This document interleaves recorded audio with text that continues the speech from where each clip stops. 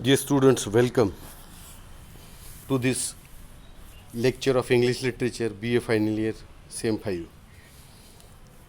Today we are going to discuss the literary term carpe diem. Carpe diem is a Latin phrase which is often translated as seize the day. Carpe diem ही एक Latin phrase आहे जिचं नेहमी असं भाषांतरण करण्यात येतं की seize the day. Seize the day म्हणजे दिवस पकडा, म्हणजेच आलेला क्षण उपभोगा. म्हणजे जो क्षण येतो आहे त्याचा उपभोग घ्या, भविष्याची चिंता करू नका. The Latin word carpe means pluck and diem means day.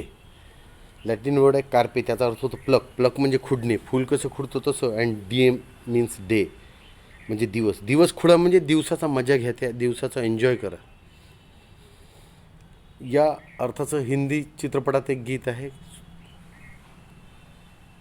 सोचना क्या जो भी होगा देखा जाएगा, आज के लिए कल को ना खोना, कल ये ना फिर आएगा. पुन्हा या हिंदी गीताच्या जर मध्यवर्ती कल्पनेला धरून आपण चाललो तर कार्पे डिएमचा अर्थच तो होतो की आलेला क्षण उपभोगा, पुढील क्षणाचा विचार करून जास्त दुःखी होऊ नका. The term refers to motif in art, especially in lyric works, in which one is urged to make the most of the present moment, as there is no certainty about the future.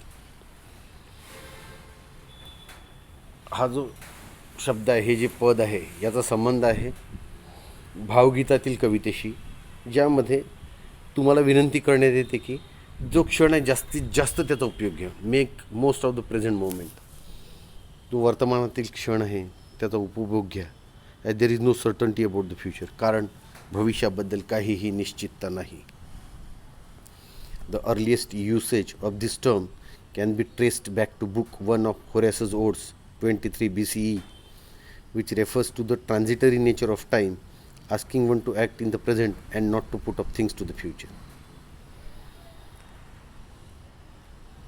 जर याचा आपण पुरातन उपयोग पाहिला या पदाचा, carpe डिएमचा, तर याचा आपण मागोवा घेतल्यास आपल्याला होरॅसच्या ओड्सचं एक पुस्तक आहे, बुक नंबर 1, 23 BCEत लिहिलं आहे त्यांनी.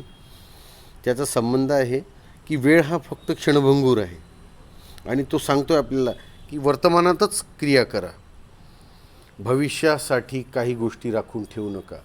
म्हणजे तुम्ही आजचं काम उद्यावर ढकललं तर ते मुश्किलीत येणार आहे, ते संकटात सापडणार आहे. हे होरॅसच्या ओड्समधल्या बुक 1च्या आधारे सांगण्यात आलेलं आहे.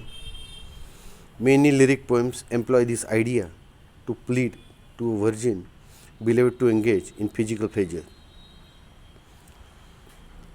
फिजिकल प्लेजर्स म्हणजे भौतिक सुखासाठी अनेक भावगीत आहेत जे आपल्याला सांगतात की तुम्ही भौतिक सुख पहा.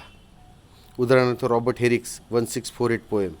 रॉबर्ट हेरिक्सची 1648वी कविता आहे, to the virgins to make much of time. सांगितलं आहे तरुण मुलींना सांगितलं आहे की जास्तीत जास्त वेळेचा उपयोग घ्या, जास्तीत जास्त भौतिक सुखाकडे लक्ष द्या. म्हणजे हे चुकीचं मार्गदर्शन करत आहेत. परंतु यातून असाही संदेश आपल्याला मिळतो की आपण आपल्याबद्दल सावध असायला पाहिजे, मुलींनी खास करून. गॅदर य रोज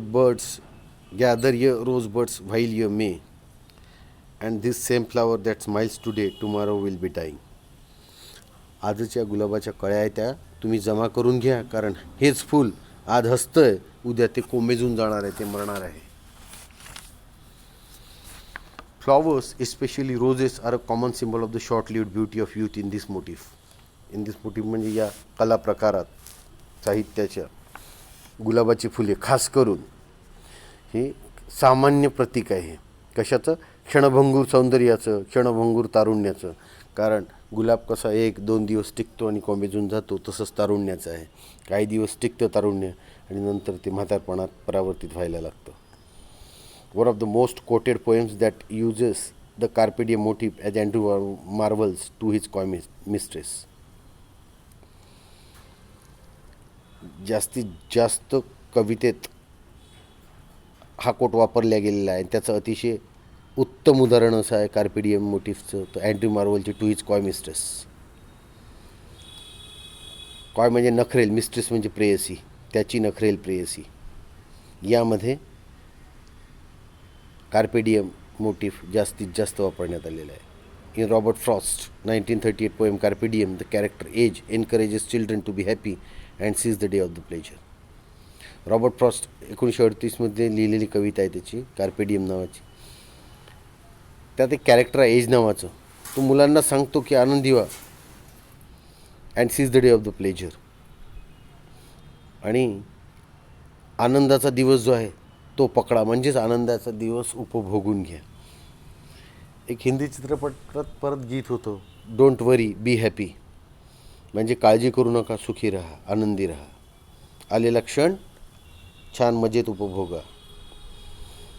carpe diem may be seen as a reflection of Epicureanism, the ideology of the ancient Greek philosopher Epicurus who consider pleasure the supreme aim in life. Carpe डिएममध्ये आपल्याला परावर्तन दिसतं एपिक्युरियनिझमचं. एपिक्युरियनिझम म्हणजे हा असा आदर्शवाद होता प्राचीन ग्रीक तत्त्ववेत्ता एपिक्युरसचा, ज्याने सांगितलं होतं की आनंदच हा जगातलं सगळ्यात मोठं ध्येय आहे. आनंदच सगळ्यात मोठं ध्येय असलं पाहिजे माणसाच्या जीवनातलं. आणि बरोबर आहे ना, आपण जगतो सुखासाठी, आनंदासाठी. मला तर नाही वाटत कोणी म्हणत असेल की मला दुःखाचा शोध आहे सर, मला दुःखात जगायचं आहे. Never. We just live for pleasure. आणि म्हणून एपिक्युरियन आयडियोलॉजी हेच सांगते, एपिक्युरियसने आधीच सांगितलेलं आहे आपल्याला की तुमच्या जीवनात तुमचं सर्वोत्तम ध्येय काय असलं पाहिजे, तर सुखाचा शोध. In present times this concept is reflected in the phrase you only live once. YOLO, YOLO म्हणतात त्याला, YOLO, you only live once. आजच्या या सध्याच्या वर्तमान काळात ही जी संकल्पना आहे हिचं परावर्तन आपल्याला दिसून येतं फ्रेजमध्ये, यू ओनली लिव्ह वन्स, म्हणजे तुम्ही फक्त एकदाच जगता. तुम्हाला मानवजन्म एकदाच मिळतो. त्या मानवजन्मात जर तुम्ही सुखाने जगला नाहीत आणि तुमचा मृत्यू झाला तर तिथेच संपलं. तुम्हाला परत मानवी जन्म मिळेल याची शाश्वती नाही. आणि तुम्ही याच जीवनात आनंद घेतला नाही तर तुम्ही आनंदाला कायमचे मुक्ता. आणि म्हणून म्हटलेला YOLO, you only live once. तर अशा प्रकारे हा झाला कार्पे डिएमचा मतितार्थ, मीन्स सीज द डे, ज्यात तुम्ही आनंदाने जगा, दुःखाला विसरून जा. Live happily and just forget your worries. This is all for today's lecture. Thank you very much.